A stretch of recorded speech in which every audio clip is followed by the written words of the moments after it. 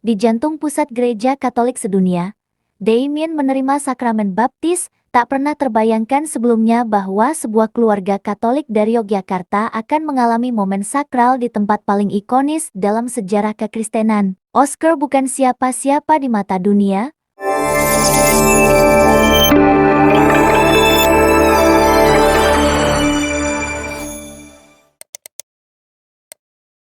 Hari itu langit kota Roma tampak cerah, seolah ikut bersukacita menyambut sebuah momen sakral yang jarang terjadi. Di tengah lalu lalang para peziarah dan wisatawan yang memadati halaman Basilika di Vatikan, sepasang suami istri asal Yogyakarta berjalan perlahan, menggandeng tangan satu sama lain. Di pelukan sang ibu, seorang balita berusia 1,5 tahun tampak tenang, mengenakan pakaian putih bersih.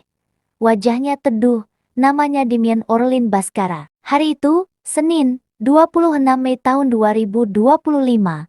Menjadi hari yang tak akan pernah dilupakan oleh Damien dan kedua orang tuanya, yaitu Daniel Oscar Baskoro dan Erlinda Aji Ayuningrum. Di dalam megahnya Basilika Santo Petrus, di jantung pusat gereja Katolik sedunia, Damien menerima sakramen baptis. Tak pernah terbayangkan sebelumnya bahwa sebuah keluarga Katolik dari Yogyakarta akan mengalami momen sakral di tempat paling ikonis dalam sejarah kekristenan. Oscar bukan siapa-siapa di mata dunia, bukan tokoh terkenal, bukan pejabat, dan bukan pula selebritas. Ia adalah umat biasa di Paroki Pringwulung Yogyakarta, sekaligus seorang pegiat inovasi digital yang aktif di komunitas gereja. Dalam rutinitas hidupnya, tak pernah terlintas dalam benaknya bahwa suatu hari ia akan menggendong anaknya menuju altar di Basilika Santo Petrus di Vatikan. Namun hidup memang kerap menghadiahi kejutan pada mereka yang memiliki iman. Saya memang ada acara kerja di Jerman bulan Mei ini, ujarnya dikutip dari kompas.com. Sebelum berangkat, saya iseng buka website Vatikan dan menemukan alamat email kontak. Saya pikir, gak ada salahnya coba kirim permohonan, siapa tahu. Email yang ia kirim sederhana saja, tidak ditulis dengan bahasa Latin atau surat resmi dari keuskupan, hanya niat yang tulus dan penuh harapan. Yang membuat Oscar benar-benar terkejut adalah respons dari Vatikan yang begitu cepat. Dalam waktu 1 hingga 2 minggu setelah mengirim email, sebuah balasan datang. Isinya tak main-main. Permohonan mereka disetujui. Damien dijadwalkan untuk dibaptis pada 26 Mei, pukul 10 pagi waktu setempat. Saya hampir nggak percaya, email masuk jam 6 sore tanggal 20 Mei, 1 jam kemudian langsung saya balas dan konfirmasi, kata Oscar. Sejak saat itu, segalanya bergerak cepat. Vatikan meminta mereka untuk melengkapi sejumlah dokumen resmi, meski semula tidak mengirimkan dokumen apapun. Oscar dan istrinya segera bergerak. Bukan hal mudah mengurus kelengkapan administratif lintas negara dalam waktu yang sempit, apalagi sebagian besar dokumen harus disiapkan dalam bahasa Latin. Tapi, seperti yang diyakini banyak orang beriman, jika Tuhan sudah berkehendak, segala pintu akan terbuka. Dokumen pertama yang dibutuhkan adalah surat izin dari paroki mereka di Yogyakarta. Untungnya, karena aktif di komunitas gereja, pihak paroki menyambut baik dan memberikan dukungan penuh. Yang kedua adalah surat pendampingan baptis. Surat itu menunjukkan bahwa Damien telah menjalani proses persiapan sakramen. Namun tantangan terbesar justru datang saat harus mencari wali baptis yang bisa hadir langsung di Roma. Disinilah peran Romo Christianus Surinono OCD yang menjadi kunci. Romo Christianus adalah sekretaris jenderal dari Ordo Karmel yang berdomisili di Roma.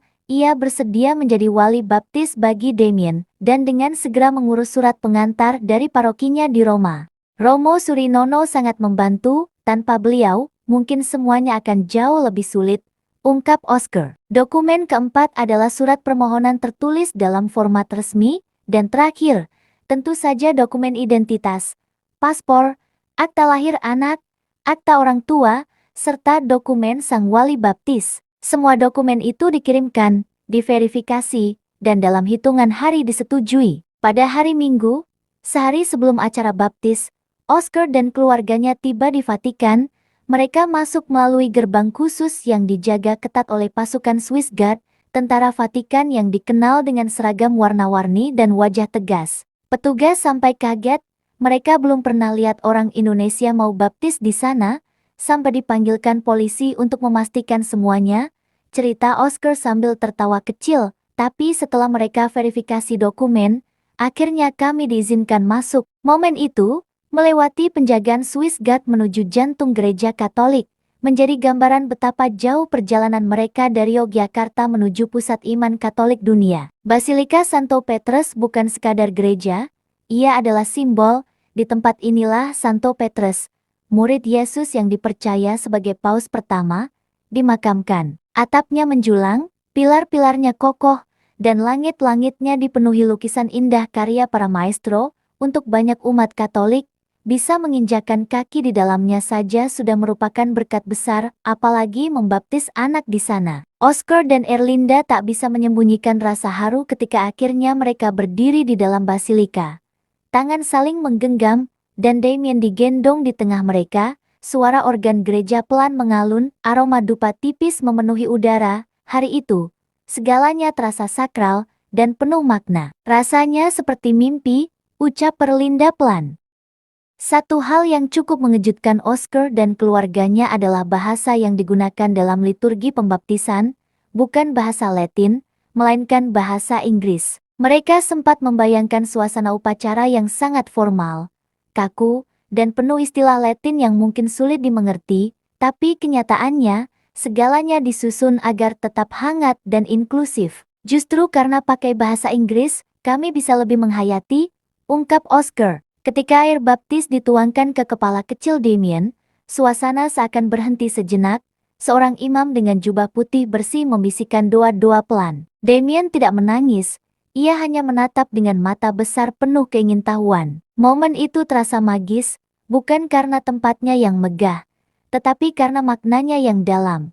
Seorang anak kecil diterima sebagai anggota penuh dalam komunitas umat beriman. Oscar menyadari bahwa cerita ini bisa saja terdengar bagi banyak orang, tapi ia menegaskan, niat utama mereka bukanlah mencari sensasi atau eksklusivitas. Bagi mereka, momen ini adalah tentang iman, keluarga, dan harapan. Bukan soal tempatnya, bukan karena kami ingin tampil beda, tapi karena kami ingin Damien tumbuh dalam komunitas iman. Baptis itu bukan akhir, tapi awal perjalanan, ujarnya mantap. Ia bahkan menekankan bahwa semua umat memiliki kesempatan untuk mendekatkan diri pada Tuhan.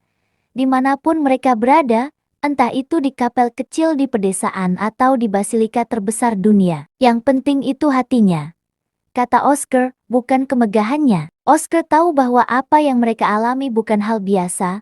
Banyak orang mengajukan permohonan serupa dan harus menunggu bertahun-tahun. Bahkan ada yang belum mendapat balasan hingga kini. Beberapa staf gereja di Vatikan juga terkejut ketika mendengar kisah mereka. Suster di sekretariat sampai bilang, ini aneh, cepat banget prosesnya, ungkap Oscar sambil tersenyum. Mereka sendiri bingung kenapa kami bisa dapat izin dalam waktu 2 minggu. Oscar tak punya penjelasan pasti, kecuali satu, bimbingan Roh Kudus. Kalau bukan karena campur tangan Tuhan, rasanya mustahil email saya dibaca, apalagi dibalas. Tambahnya, di sela-sela aktivitas pekerjaannya di Jerman, Oscar menganggap kesempatan ini sebagai anugerah tambahan. Di tengah padatnya jadwal, ia dan keluarga diberi ruang untuk mengalami sebuah momen suci yang akan mereka kenang seumur hidup. Kadang Tuhan beri berkat lewat cara yang gak kita duga, saya cuma niat baik, dan Tuhan bukakan jalan, ujar Oscar. Kisah mereka mengajarkan bahwa iman tak harus spektakuler, justru dalam kesederhanaan. Dalam satu email yang diketik malam hari, dalam niat tulus dari seorang ayah, dalam langkah kecil menuju altar, iman tumbuh dan menemukan jalannya. Kisah keluarga kecil ini mulai menyebar di media sosial. Banyak umat Katolik yang merasa terinspirasi, bahkan beberapa pastor dan suster di Indonesia membagikan kisah ini di grup-grup komunitas sebagai pengingat bahwa mukjizat masih nyata. Namun Oscar tetap rendah hati. Kami bukan siapa-siapa. Kami hanya ingin memberikan yang terbaik untuk anak kami, katanya, dan kami berharap momen ini bisa jadi berkat juga buat keluarga lain. Bersama istrinya, ia berharap Damien kelak tumbuh menjadi pribadi yang penuh kasih, bijak, dan membawa damai bagi siapapun yang ditemuinya. Di akhir wawancara, Oscar menyampaikan satu harapan yang terdengar sederhana tapi mengandung kekuatan besar. Dengan kerendahan hati, kami memohon doa agar Damien tumbuh menjadi pribadi yang membawa kebaikan, kasih, dan harapan bagi orang-orang di sekitarnya. Kami juga berharap momen ini dapat menginspirasi banyak keluarga di Indonesia untuk terus merawat nilai-nilai kasih, harapan, dan kebersamaan, terlepas dari latar belakang agama maupun budaya. Itulah inti dari semuanya, kasih, harapan, dan kebersamaan. Di bawah kubah agung Basilika Santo Petrus, seorang anak kecil telah dibaptis, air dituangkan. Nama dipanggil, tanda salib dibuat di dahinya, dan dunia, dalam diamnya, menyambut satu jiwa baru ke dalam iman. Damien Orlin Baskara, nama yang mungkin belum dikenal luas sekarang. Tapi siapa tahu, kelak ia akan menjadi sosok yang menginspirasi banyak orang, dan semuanya dimulai dari satu langkah kecil. Niat baik seorang ayah yang berani mencoba.